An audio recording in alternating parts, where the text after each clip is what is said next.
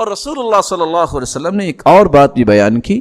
ابو ہریرہ رضی اللہ تعالیٰ عنہ سے مروی ہے، صحیح الجامع کی 4227 نمبر روایت ہے، فقدت امت من بنی اسرائیل، بنی اسرائیل کی ایک قوم گم ہو گئی.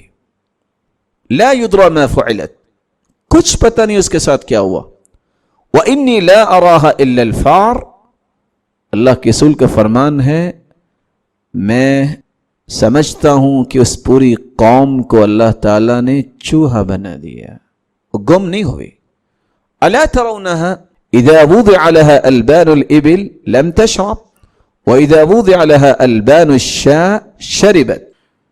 دیکھا کبھی آپ نے چوہا اور چوہیا اس کے سامنے اونٹنی کا دودھ رکھ دیا جائے وہ نہیں پیے گی، اور اگر بکری کا دودھ پڑا ہو تو پی لے گی، کیونکہ اللہ رب العزت فرماتے ہیں الا ما حرم اسرائیل علی نفسی، یعقوب علیہ السلام نے اونٹ کا گوشت اور اونٹنی کا دودھ اپنے اوپر حرام قرار دے دیا تھا.